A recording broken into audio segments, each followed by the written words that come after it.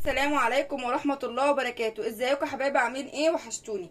كل سنة وانتم طيبين وايام سعيدة عليكم وايام مفترجة، وربنا يفرحكم كلكم يا رب. كل نص في حاجة ربنا يديها له، وربنا يجعل العيد ده السنة دي عيد سعيد على الكل يا رب. بما ان احنا في الصيف والجو حر والكلام ده كله، انا قررت النهارده ان انا اعمل لكم مخمرية طبيعية سودانية. حاجة تلزق في جسمك بالثلاث اربع ايام، ريحتها تكون موجودة في جسمك. حاجة تنفع اعطر بيها شعري يا ماجدة، حاجه ينفع اعطر بيها يا ماجده الاماكن الحساسه يا قلب ماجده. طب هتعمليها من ايه يا ماجده النهارده؟ هعملها من فوزلين. هعملها هحط عليها زيت لوز وزيت ورد، وزيت ليمون، يعني تعطير تفتيح ترطيب جسم. تمام. وذره جريسلين. ماشي. هعملها من ايه تاني يا ماجده؟ من المسك الحجر. من المسك الحجر يا ماجده، والله العظيم من المسك الحجر. المسك الحجر ده بيتباع عند العطار، في منه الاصفر وفي منه الابيض، يعني هما نوعين. تمام. عايزه تجيبي ده ماشي، عايزه تجيبي ده ماشي، هما الاتنين نفس الحاجه.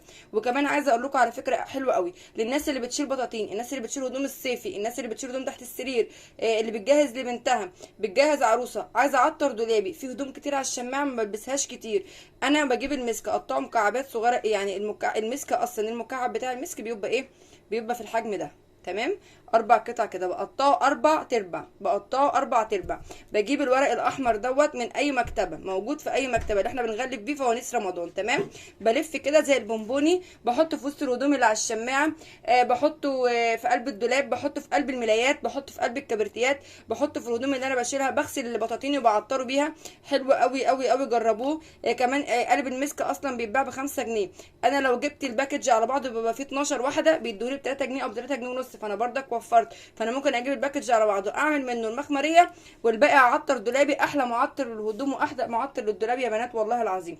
نبدا بقى الفيديو عشان ما اطولش عليكم. هتعملي ايه يا ماجده؟ هشيل دي وهبدا ان انا اجيب المبشره اليمه الناعمه خالص يا ماجده، وهحط كده الفوزلين هنا بالمنظر ده، وهبدا ان انا انزل كده على المبشره الناعمه بالمنظر ده. يا رب يكون واضح عندكم.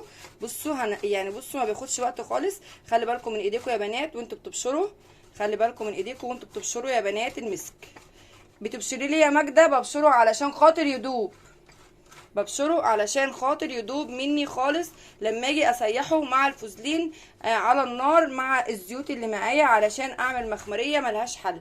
تنفع لتعطير الشعر، تنفع لتعطير الجسم، تنفع الاماكن الحساسه. حاجه كده تحفه والله العظيم يا بنات، والله جربوها وما انتوش ندمانين والله العظيم. هبشر بقى كل الكميه دي وهرجع معاكم تاني، خليكم معايا ما تروحوش في اي حته. هنرجع مع بعض ونكمل الوصفه. هبشر الكميه عشان ما اطولش عليكم وارجع لكم تاني.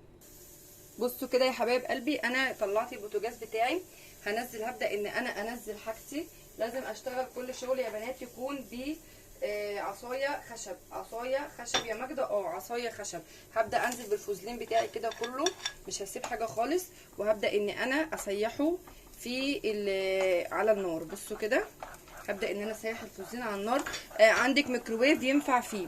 عندي يا ماجده حمام ميه، اعمله على حمام ميه عادي يا قلب ماجده. هبدا انزل بالزيوت. حطينا ايه؟ زيت لوز، زيت جريسلين، زيت ورد، زيت ايه تاني يا ماجده؟ زيت ليمون.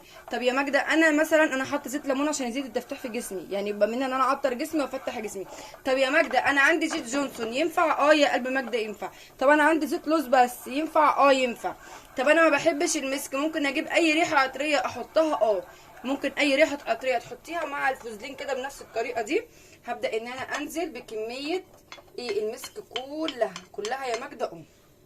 انا عايزه حاجه طبيعيه يا بنات، 100% كده. وبصوا يعني تبقى حاجه كده من الاخر، يعني حاجه كده تكون من الاخر يعني. بصوا المسك هيبدا ان هو يدوب معايا خالص. هدوبه وارجع لكم تاني، خليكم معايا. بصوا كده يا حبايب قلبي، بدات ان انا داب مني خالص اهو. بصوا الكميه ما شاء الله اهو. هبدا ان انا هعبيها في البطرمانات وهرجع لكم تاني. لازم يدوب بالمنظر ده، الريحه قلبه الدنيا والله، حاجه كده ولا اروع اهو. يا رب تكونوا شايفين. بصوا زيت ازاي اهو، والله ولا اروع، يعني حاجه كده ما شاء الله، ولا حول ولا قوه الا بالله.